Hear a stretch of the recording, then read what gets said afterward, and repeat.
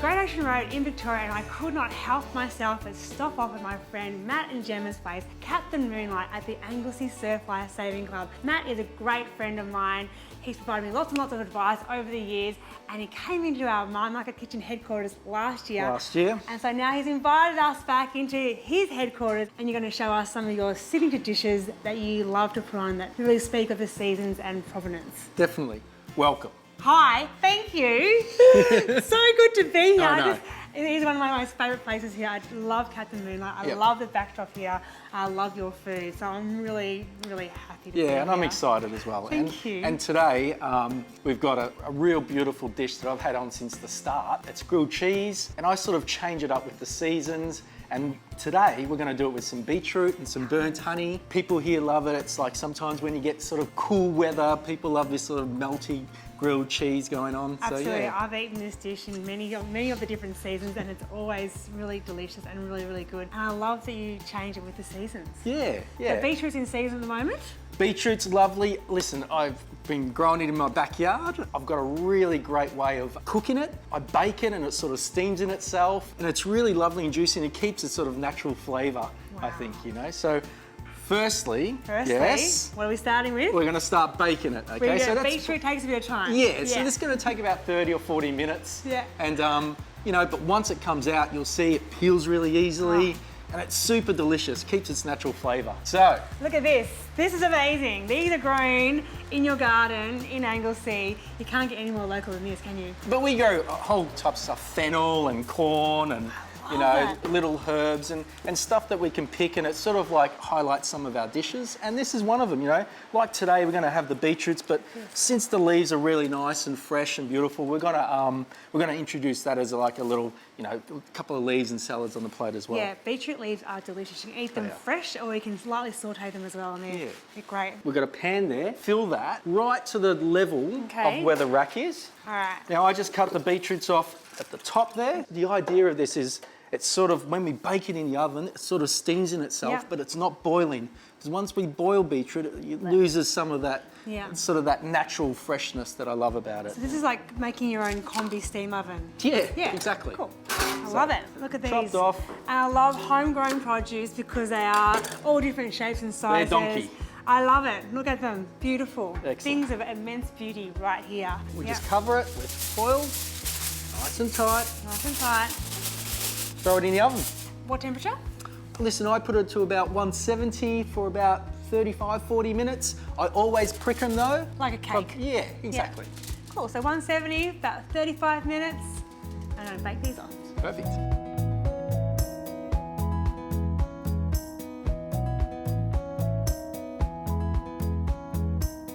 Okay, so we've got the beetroot out of the oven, and we've cooled it down so it's cool enough to touch, and we're going to peel them with our hands. Yes, hence why we've got gloves on. Got our nice little gloves on. It's a great hint and tip because That's it saves your fingers from ruining your manicure. Yes, and being very purple for a long time. Here So, we go. Oh, we've baked it, it's cooled down now, and what you should find, when it's like this, right, it's so easy to peel. Just literally, see how, look at that. Ah, look at the perfect vegetable underneath. No effort It's perfect.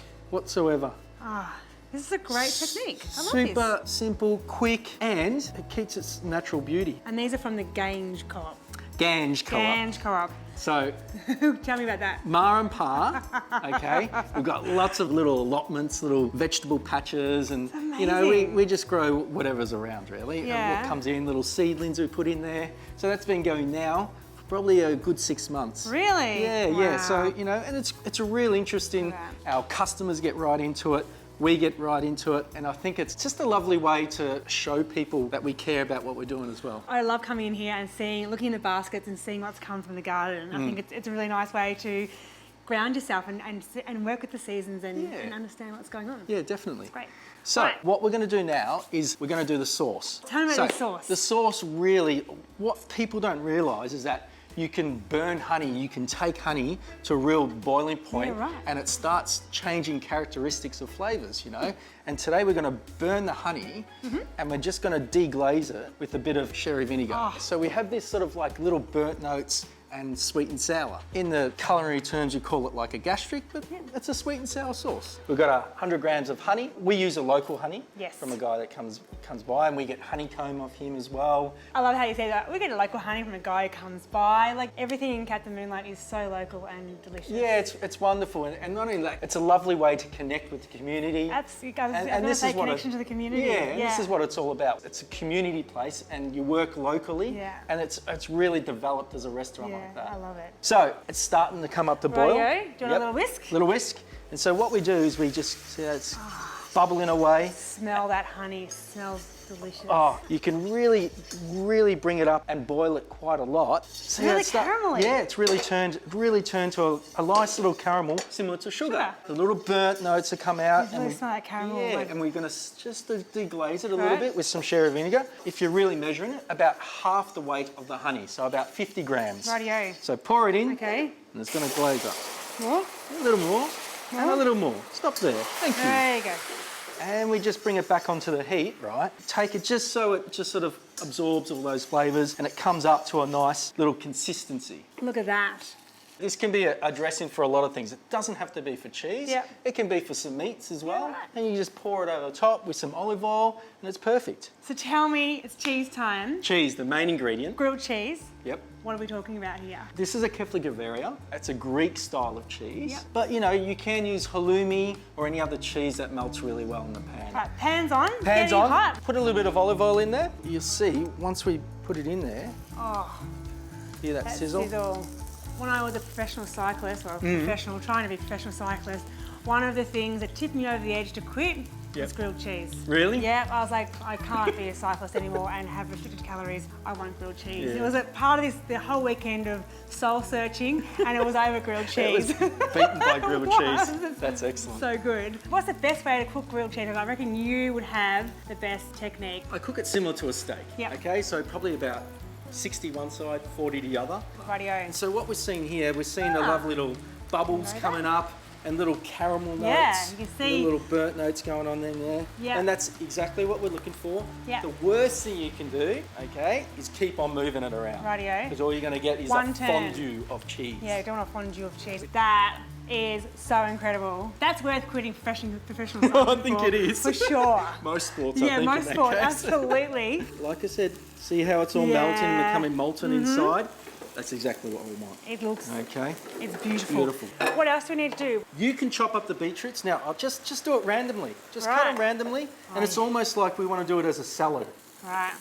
See that? See how it's like lovely and molten? These have a great texture as well. They're Really- still firm, they're not too soft. They've got a little bit bite in comparison to the texture of the crunchy little Yeah. cheese there. So what we're gonna do, on the top, Oh. and you can pour the Oh. little burnt honey over the top of it. Yep.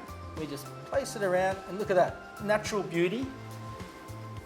And just go for it. Drizzle, drizzle. Oh, drizzle, drizzle, drizzle. Ah, look at that. Sweet and sour notes, earthy notes, cheesy notes. There's a whole symphony orchestra going on in here. It is beautiful. It's so exciting. It gives me goosebumps, makes me quite emotional. I love your cooking. This looks amazing. Thank you, Matt and Gemma, for inviting us to Captain Moonlight on the Great Ocean Road in the lovely town of Anglesea. I love it here. Thank you. It was our pleasure.